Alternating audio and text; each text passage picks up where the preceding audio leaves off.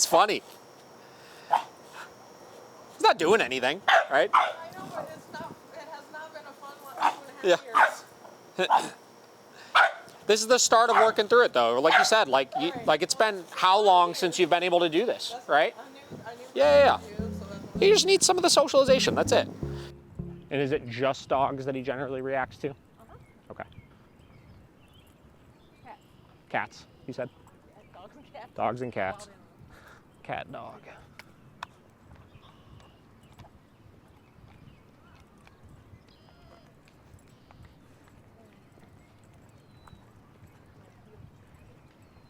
And so far, is this like better, worse, about the same as normal?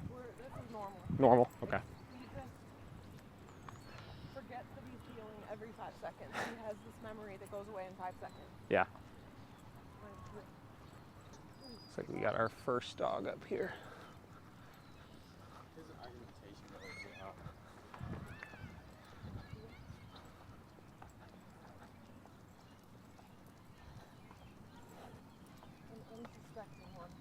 Yeah.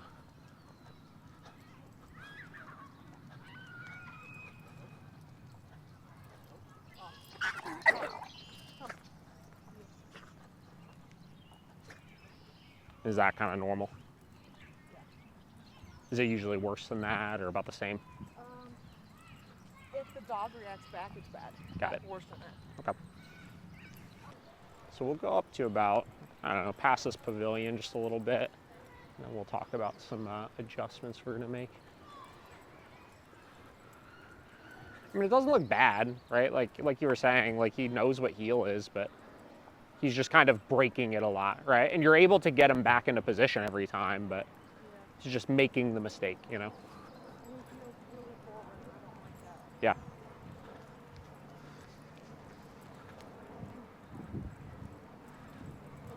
Walk me through what you're doing as far as like how you're asking your command, where you're using your e-collar currently, stuff like that. As soon as right before I know he's going to lunge, Yeah. I tap and I'm saying off and I tap. Right before you know he's gonna lunge? Well, in the middle of it. Okay, so like right when he goes to do it, you're saying? Okay, got it. What about before, forget the lunging, let's just say the walking. How are you giving the commands? I said off like twice before when I saw that he noticed the dog. Mm-hmm. But forget the dog, like let's say you're just walking, there's no dogs around, right? Okay. What are you doing with the e-collar? Very low, like on a 9 or 10. Mm-hmm. And when he's this far ahead of me, I'll just tap and say heel. And then Okay, so you're tapping with heel. At a low. Got it. Yeah. And you're doing that every time he gets out of position? Yeah. Okay, got it. All right. A couple times when he's not very far, I'll just say heel and he'll Okay. back off. That's fine. So here's what I want to do here today. Here we go. We got another dog coming. Look at that. Let's see what you do, buddy. And like when you see the other dog, do you roll up the level or? Yeah. Okay.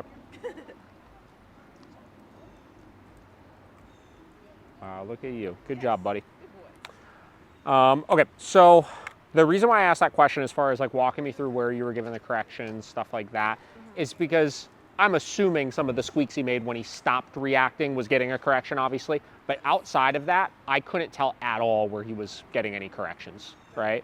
I heard you saying heel a lot, obviously, and I assumed you were tapping with your heel, but I couldn't really see any type of response from him when you were doing it, right? So getting back to like we were just talking about with like the fence stuff, right? Like he's stopping every time you tell him heel, and he's getting back into position, but he's repeatedly making that mistake over and over again. So my goal is not that he fixes himself in the moment, it's that he stops making the mistake altogether. The other thing too that I find with a lot of people, and I couldn't really tell when you were working it if this was the case, but a lot of people don't give the dog enough of an opportunity to fully make the mistake to give the correction, so they wind up kind of nagging them constantly to keep them in position. So it's like every time he's like about to get out of position, it's like heel, heel, heel, heel, right? As opposed to let him fully break command, give a bigger correction for that, obviously, so that he could retain the information a little bit more clearly. That's kind of what we want to do with him. So, and then all of that leads to the last thing, which is a lot of times, if we're strict enough on the walking positioning, we prevent the big reactions in the first place, right? So we kind of, You're doing like the opposite, which is you're staying really low for the positioning, but then you're trying to really get on him when he's like totally out of line. So it's like, it's unbelievable the whole time leading up to seeing the other dog. Does that make sense? So what we want to do is we want to even it out a little bit here, and we want to get to a place where he understands, hey, breaking position in general, we're still going to be very strict on you over, and get you to a place where you're actually being respectful and staying where we need you to be, so that when you see the other dog, you're not so aroused in the first place, right? So what I want to do here is we are going to clip this guy on him here. Okay, yeah, I'll take the e-collar from you. He's looking for a snack. And we've got a dog over here, so thank you. Sorry, it doesn't have your logo. It's just fine. Gotta hide it when we're walking by people. No, just kidding. I thought about snapping it off for you. It's fine, I don't care. Okay, I'm gonna give this to you. Obviously, you know how to use one of these, I'm assuming.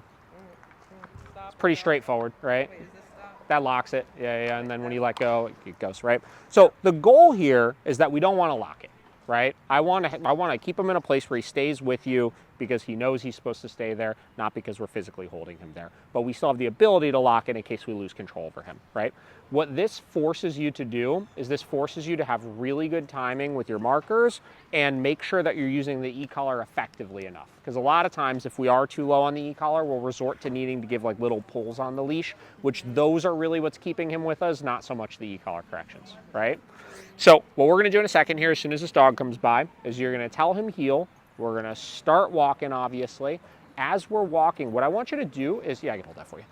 I want you to wait just a little bit longer to give a correction than you normally would. I want you to really let him leave you. Not like where he's 20 feet away from you or anything, but like let him fully break command, right? And what I want you to do is I want you to start marking that with no, and we're gonna give a correction on the e-collar, and then you tell him heel again. Got it? So let's give it a whirl. Let's start walking here and we'll see what we get. This way? Yeah, we'll keep going this way. And why don't you hold the flexi in your left hand? It'll be a little easier.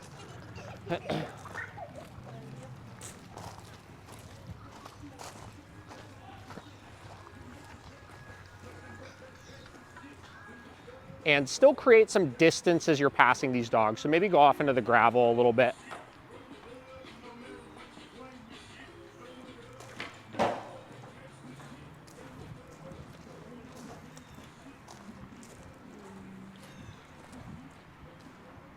Right there.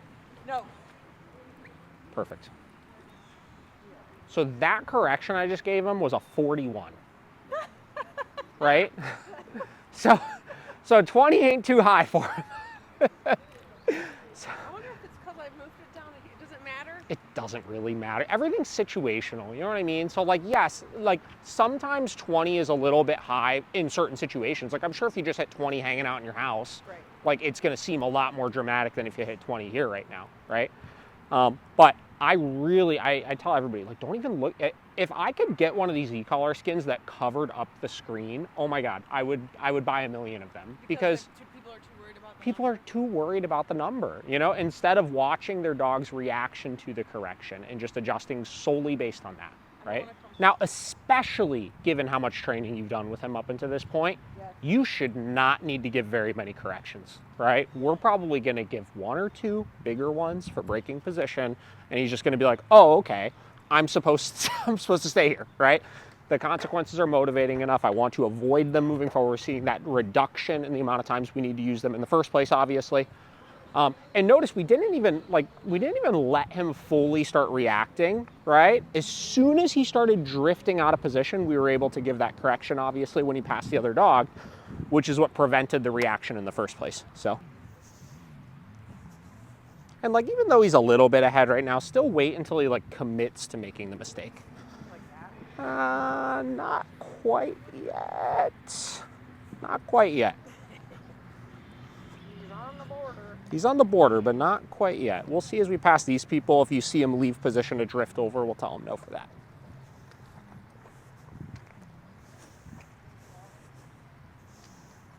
No. Perfect.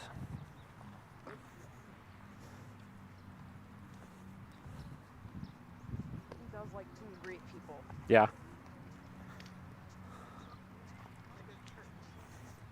That's a big one, is making sure that he's ignoring everything around him right now. After actually become fun for them ever? I mean, yeah. Yeah, I mean, this is what he's doing right now is fun. I mean, you figure well, dogs are walking to get physical and mental stimulation, right? They're getting physical stimulation by actually being out walking. They're getting mental stimulation by taking in what's going on around them and by focusing on their handler, right?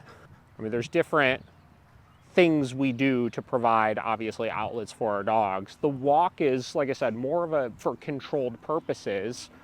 Off leash time is for, I guess you can call it traditional fun. You know what I mean? Like letting dogs like tear around in a field and chase a ball and do things like that.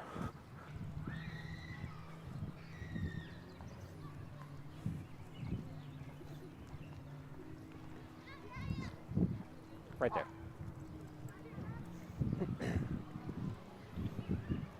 So 62 that time. Okay. He thought about it too. Yeah. But as soon as you gave the correction, he stopped right away. That was fine. Do you have a retractable? Yeah. I'll play buffer. Okay.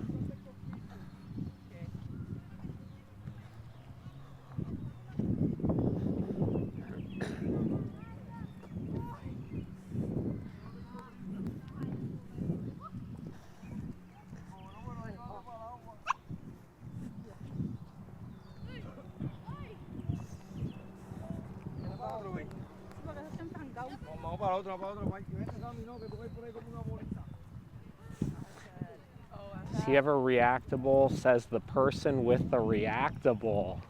Or the retractable. What? What? That could have been. No, I'm just joking.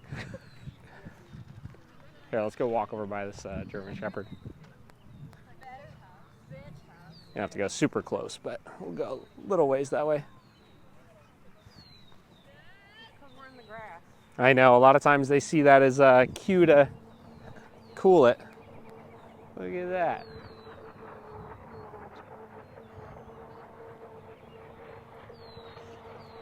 trying to ruin their photo. Yeah, right. Look at that, bud. Good job.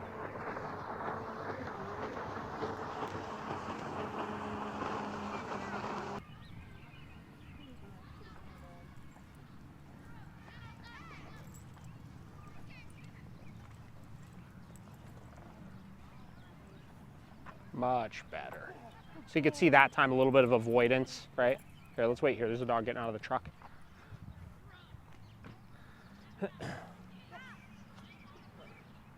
Which anytime I do need to give a big correction for a reaction or something, I kind of want to see that little bit of avoidance then on the back end. So just kind of be ready on the button just in case you need to be. Very good.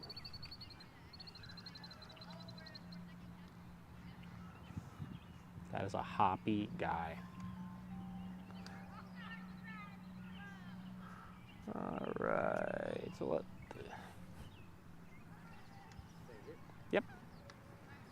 All right, let's go ahead and keep going this way. Yep.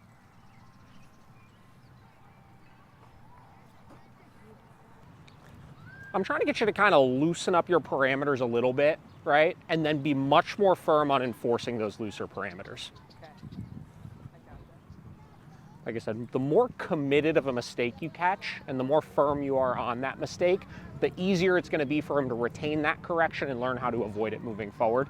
Where sometimes, like, if there's any questioning in his mind of like what that correction was for, you're not going to accomplish the goal, which is him learning how to avoid it, right? I don't mind giving him like a wide berth to walk. Yeah.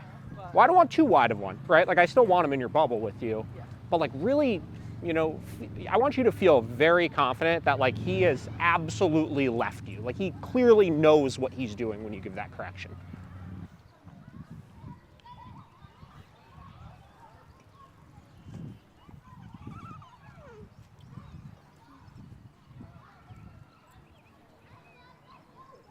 Very good. Yeah, this is a tiny one here. Create a little bit of space as you're passing this one. So small. And be ready on the button too, just in case.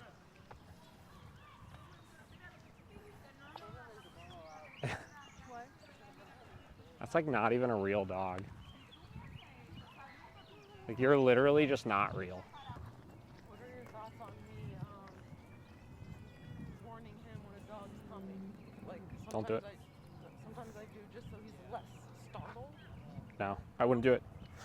You're drawing attention to like something is different right now, which is not what we want to do. Nothing's different. We're just walking by a dog, right? It's no different than all the people we walk by, all the bikes we walk by, any of that kind of stuff. And in a lot of cases, it could actually be the cue that causes them to start reacting. You know what I mean?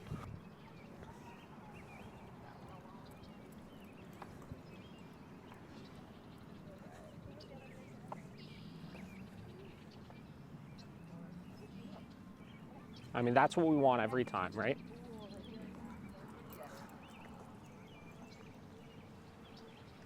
I can't remember if you said, is he food motivated? He is.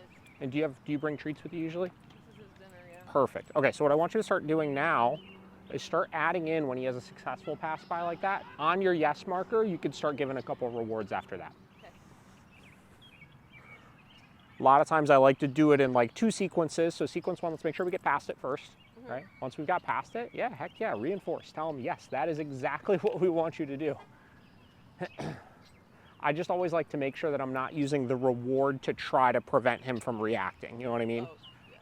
That I've just gotten past that reaction first. Did you say don't treat on the first time? No, treat once he's done it successfully. So once you've passed by successfully with no reaction, where you're marking with yes, that's where you want to give your rewards. Right there. Tell him no. That's okay, because here's the thing, right? Like he inhibited himself pretty well there, but he still made the mistake, right? He made the mistake and then immediately was like, wait a minute, I'm not supposed to do this. Oh, here we go, we got another one. So I'm actually, all things considered, very okay with that pass by right there. But we still gave the correction because he still made the mistake.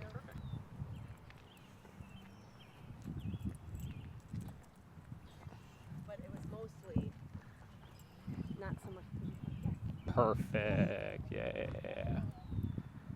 Excellent. Look, he's got eyes on you now. He keeps looking up. Yeah, that's good. This is good. That's one thing I would like to build more of. What's that? That, just the bond, I guess. The bond? Bond, like him wanting to look at me. Yeah. Got it. We all went to. It was so fun. Perfect. I don't know if I would misconstrue a whole lot of that as like bond necessarily. okay. It's a when I look at something like that, right, like the attention on walks and stuff, it's checking in, right? I'm becoming valuable, right? Now, the reason why I don't get crazy with like, oh, bond, this and that, he's doing it because he's trying to figure out, hey, am I doing the right thing right now? You know what I mean? But that's still good because it's him caring about what you want out of him, Communication. right? Yeah, exactly. So yeah, let's keep walking. We'll head back this way, see if we can get a couple more pass-bys in successfully. And once I've kind of started to like really get past some of the reactivity, I love to get as many successful reps in as possible to then start building on that, right? I want to offset the bad with the good around.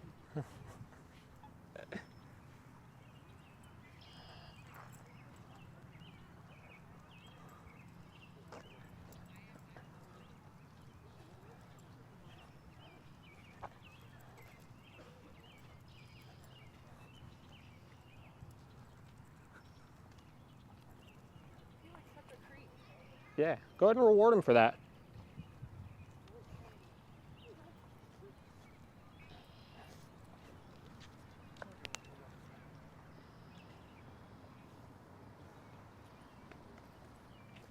It's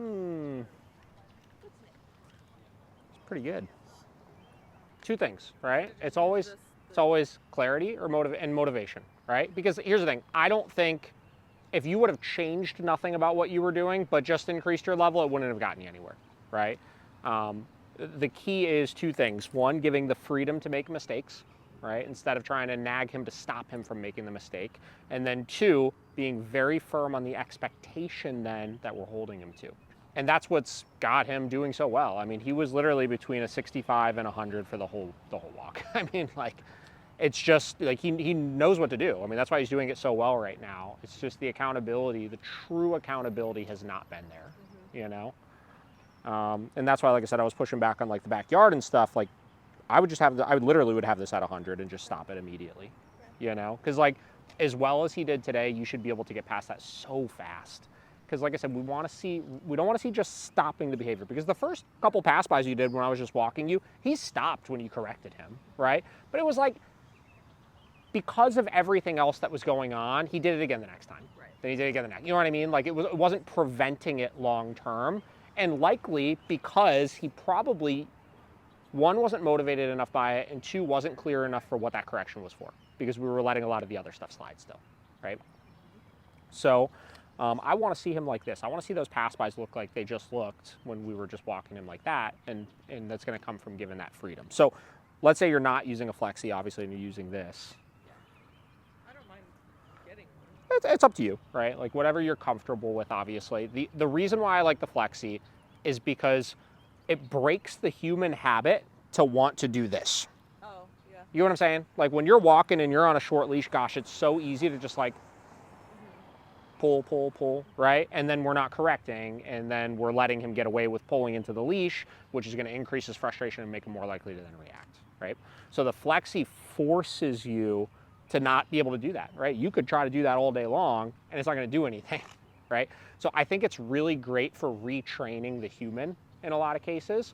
And secondarily, in order for us to get the same thing of allowing him to commit to making the mistake, you have to literally hold just the handle of this, right? Because I need for him to be able to get all the way over there, right? And I just find for a lot of people, they do this, then they do this, then they do that. You know what I mean? And it just gets shorter and shorter and shorter until you hit a point where the dog can't make the mistakes anymore, right? So it's up to you. Like I said, like I take dogs out on slip leads all the time, and I could do it, but like I'm so mindful of like, literally, this is what I do, right? Dogs at the end of the leash, I literally hold it like this. I usually put it in my middle finger. I have my e-collar in the hand, and I walk like this. And that's how I do it, right? So whatever you're comfortable with. I guess just on your timing, I know it's hard when two people are doing when I'm saying no. And Sure. you're doing it. So was it a no tap or no tap at the same time? Or Yeah, so no is always going to come first. Tap is always going to come after. I usually try to, it doesn't really matter. I try to space out a second or two in between. So like no, tap, no, tap, right? Because you want them to hear the mark, then feel the correction. Hear the mark, then feel the correction, right? We are classically conditioning in no to predict correction, right? And like I said, we're never going to use no without the correction, but we always want to have the space in between. Never use no without the correction. Yes. Okay. Because the goal is not that no is a command that stops him from doing things. It's just a marker, right? It's like your yes, right? Your yes identifies something positive so you can get your reward and give it to him. It's not like, oh, I reward a couple times after yes, then I just use yes all the time, and it's just a reward in and of itself. It's just a marker, right? So no is exactly the same thing. It's just the punishment marker as opposed to the reward marker, right? Or listen, like if you want to use out for it, I don't care. The word is irrelevant. Well, no, I'm thinking I like the no as being the end all, because I can tell them off Sure. still. But you could use it, well, I but know. what would you use it for, right? So let's say you did that. Let's say Okay. you used no for your correction. What would you use off for then? Off at home if he sniffs the cat food. I'm not buzzing him. I'm just saying Okay, off. so And he I knows get what you're it. saying. Now let me ask you this though. Are you using it for things that he is sometimes allowed to do or things he's never allowed to do? So let's use sniffing the cat food, right? Okay. Is he never allowed to have the cat food? Or is he sometimes allowed to have No, the he's cat food? never allowed. Okay, so I would correct for that then. Okay. I would use no with a correction. Okay.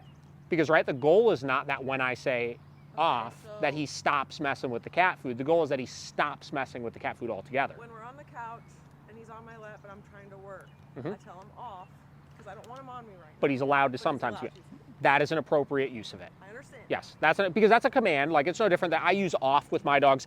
The only place that I use it is when we're on the couch and I need them to get off. Because you're allowed to come up on the couch, but right now I need you off of the couch, right?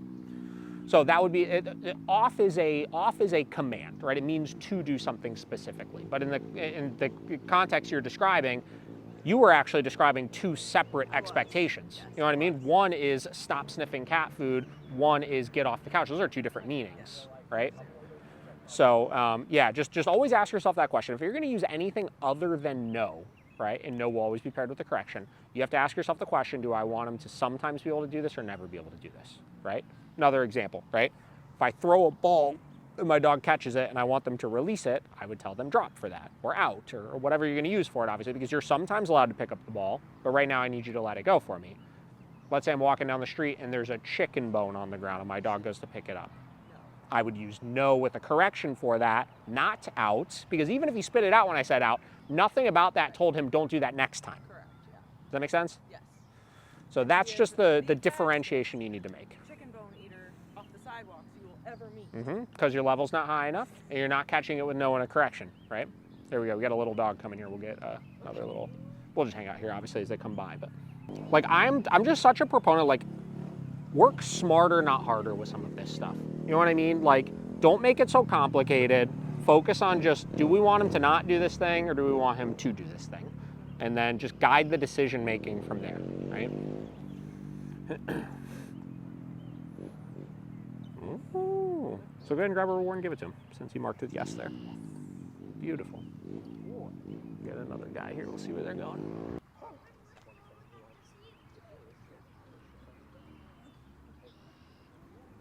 Beautiful. Yes. Now that right there is so important, because you saw how he like kind of locked on and was scanning.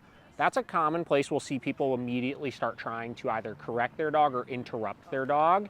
Let him do that, right? Like, I want him to be able to take in things passing by. It's just make the right choice. He's been in training since he was 9 months, but there's no opportunity for us to exercise him with dog interaction at all, because they're all other dogs with behavioral issues. Yeah, sure. We keep them distant. Were you doing group classes or one-on-one classes? We did about 20 or 25 one-on-ones, and I've gone to That's a ton of lessons.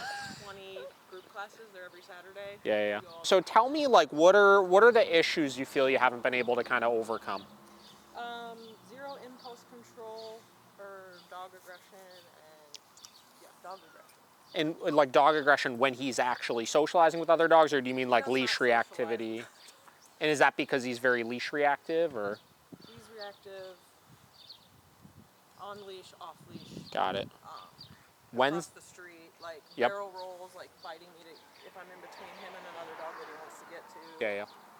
He doesn't care that Yeah. I'm popping. He just does not care. Unless I go really high and then he yelps, jumps this high off the air, and then he'll back off. Yeah. Okay. He's very stubborn. Well, I hesitate on calling dog, like, listen, like, there are stubborn dogs, don't get me wrong, right? But like, under so many circumstances, we train our dogs to be stubborn by playing this game of like, little bit more, a little bit more, a little bit more. It's like, how much can you take before you stop doing the behavior? You know what I mean? And you wind up needing such a higher level later on in order to stop the behavior, because you've taught them to brace up each time for a little bit more, a little bit more, a little bit more, right? So like things like that, when I hear people say they're struggling with like fence reactivity or like animal chasing in the yard or things like that, you could stop that in like 3 days, right? By making sure that every time he does it, it's unpleasant to do it, right? No starting low or anything like that. Just make it count the first time it happens, and do it consistently every time he goes to do that thing, and you'll literally be past it in a few days, right? What I want to look at today is the dog aggression issues that you're kind of mentioning. I want to kind of get him actually socializing with some dogs and see what he's going to do. That way we could see like how much of this like actually is like dog aggression versus dog reactivity issues. You know what I mean? All right, so here's what I'm going to do. I'm going to grab another dog. I'm going to have them on this side of the fence. I want to see how they interact through the fence to start, and we'll kind of see what we want to do as far as letting them in. If possible, I like to not use the muzzle if it's going to cause a lot of stress, you know, but we'll see what we see as I bring the other dog out, so.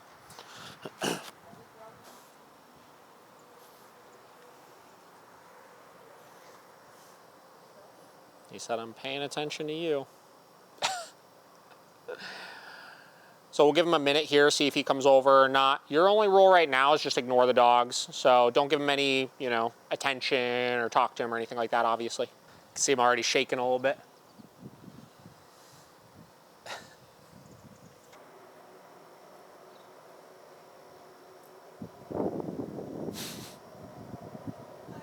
Thought he was coming over here. No.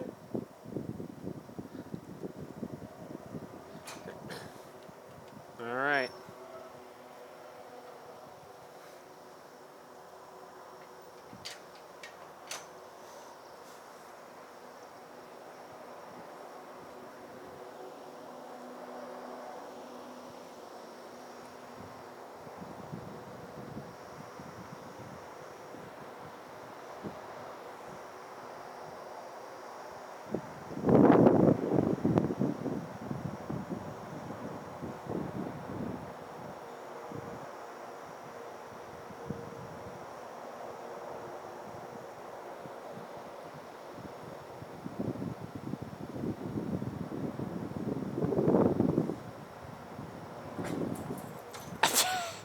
Just scare him away. Whose dog is that?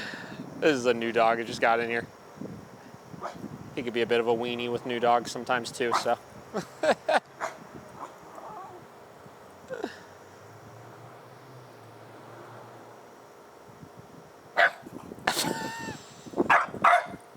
Yeah? The drama's real. Did I tell you he's 30% Chihuahua? 30% Chihuahua? Interesting. 70% tough guy? Boston. Yep. Boston and Frenchie actually mixed in there. Where'd you get him from? A family in Kentucky who has all the has mom and dad.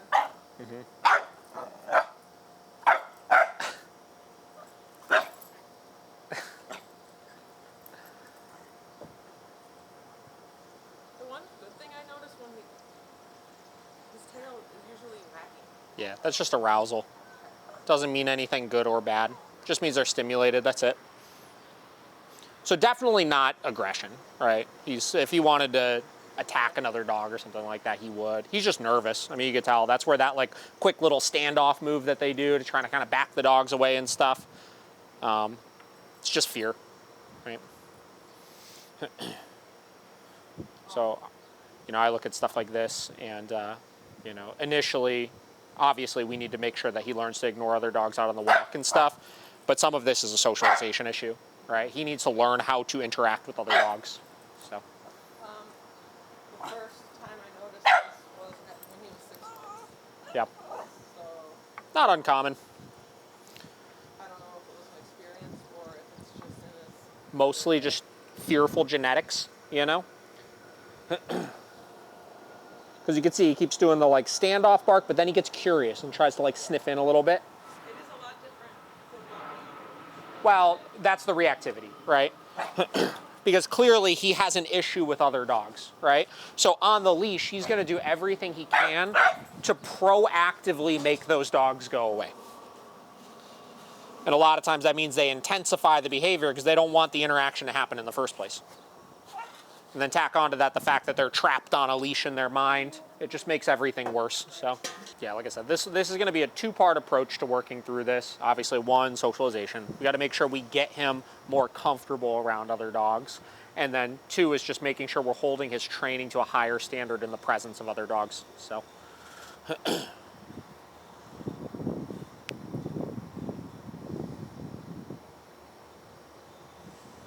Give them a minute or so here, and then what we'll do is we'll kind of keep bringing more dogs out and just getting them some more exposure.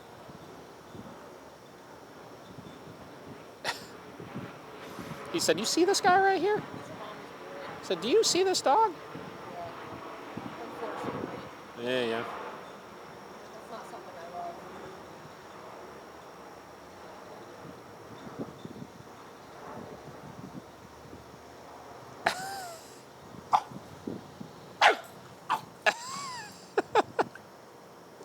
Why you're laughing?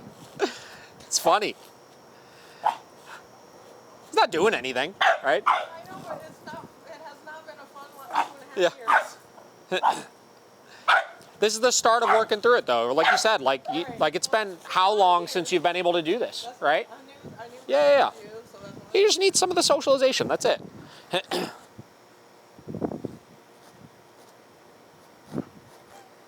have a best friend. Oh yeah. One dog, and it's a huge pit bull. Ironic, right? And he loves See, that's funny too. Of all the dogs, it's a giant pit bull. no aggression ever. Yeah. And it's fun when like you see the other dogs start matching their energy a little bit. You know what I mean? He's like, all right, like I could do this too, right?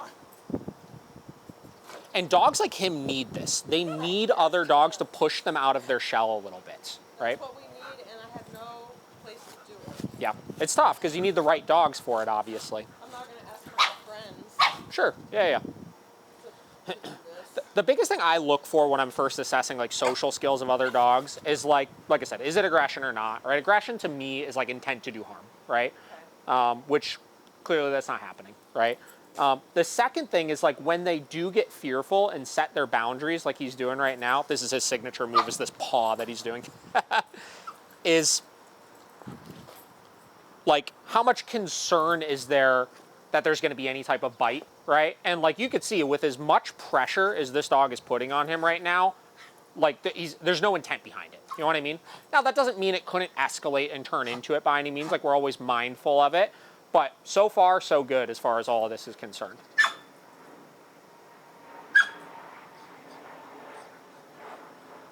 It is, I think you mentioned in the parking lot, it is kind of like exposure therapy for some of this, you know? Like for him, a dog approaching him, particularly a dog approaching him next to you, is like the scariest thing in the world. And we're just kind of showing him like, hey, it's not that bad. Right. It's okay. Come check it out, bud. Come check it out.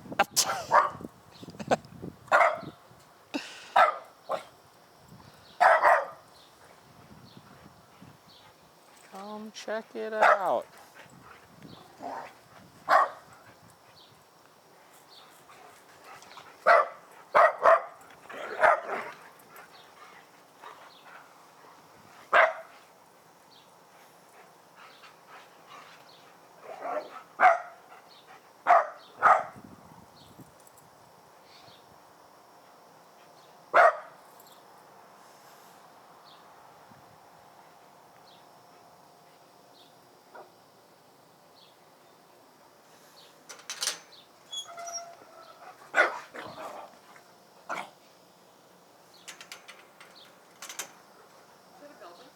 No, just a shepherd.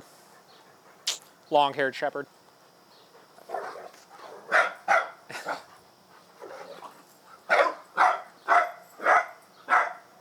think you got a bite in.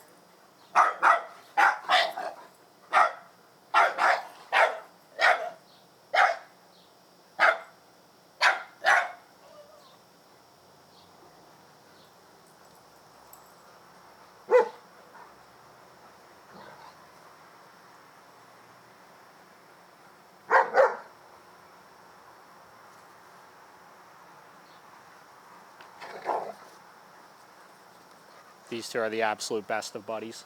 That's so cute. Yeah. They got here similar time to each other, so.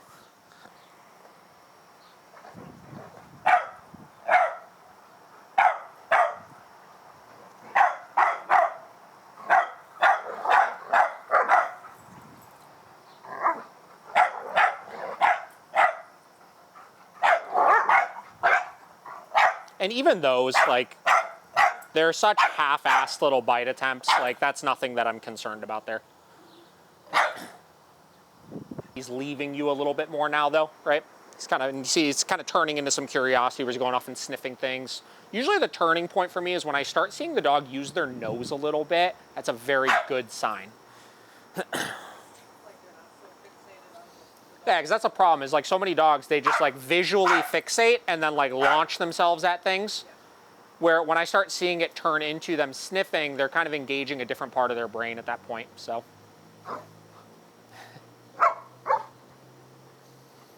It's such a fine line too with like these little reactions and play. Like for some dogs, you'll see this very slow shift where it goes from this and starts just shifting into play little by little, you know? The thing is, he only knows how to play by biting. By what? Sorry. He only I guess. play by biting Got it. Yeah, yeah. because of Stanley. Yeah, which is fine. Every dog has their own little play style with things, you know? He's a neck biter. Yeah. But that's how Stanley talks. So. Sure.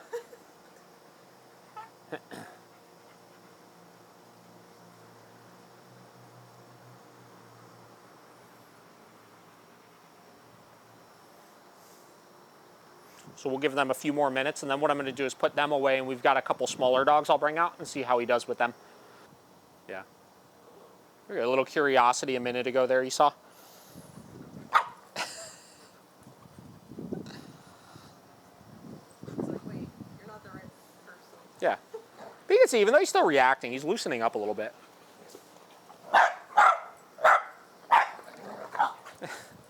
He wants to play? Yeah. Literally doesn't He just doesn't know how to.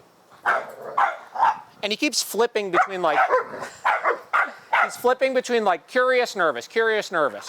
So. You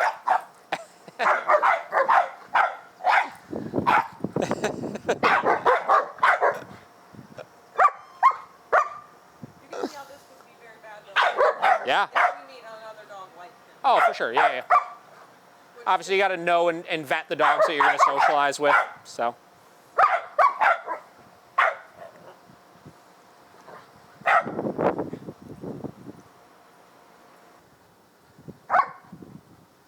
And you can see how they're interacting with him. They're like little by little kind of disciplining him for his behavior as well. Like you can see when he really turns it on, they kind of put it back on him a little bit and get him, you know, to a more compliant state. So it's always fascinating to me to like kind of watch how they figure it out, you know. All right, I'm going to put these two away. I'm going to grab a smaller dog and we'll see what we get.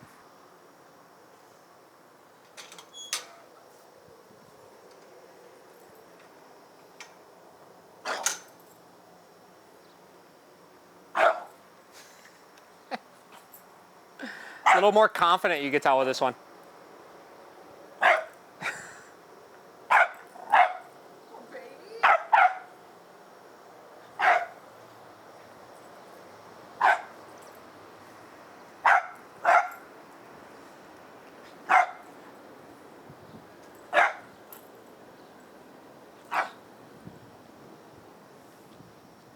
Very pretty dog. Yeah, big time. Like a mini wolf.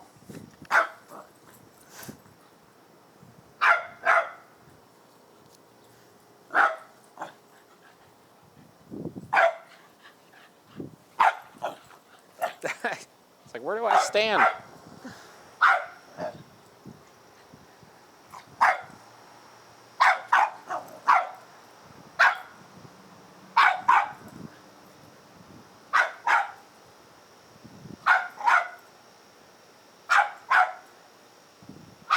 And like he's very noisy, obviously, but this is like much more on the playful side of it. Like it's not quite there, obviously, but he's engaging a lot more with this dog than he was with the others. And some do that like little like muzzle punch to the side. Again, a lot of people misconstrue those things as like he's trying to bite the other dogs. Some dogs just kind of play like that.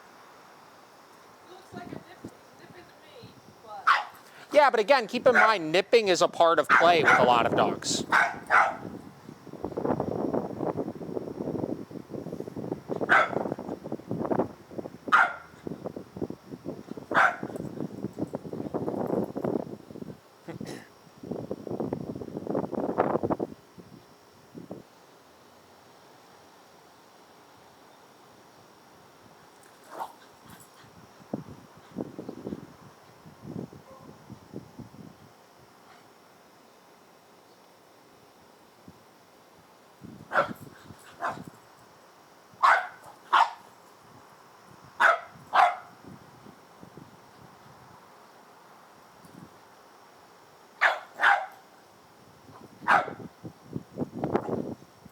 And again, just pointing out more positives, like you could assess the severity of situations by what the other dogs do too, right? And notice all of them are like reciprocating. They're engaging back, right? Dogs are much smarter with this stuff than humans are, you know? And if there was really a dog that was acting aggressively or trying to bite them or something, they wouldn't be doing that. You know, you see, it's kind of like a game to them.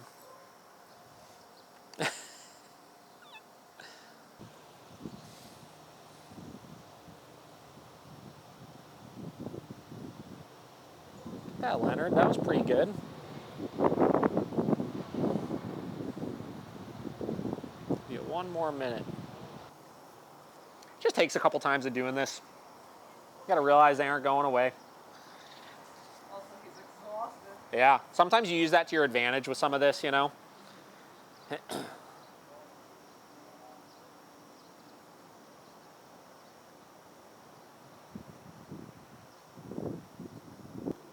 There it is. You read them like a book.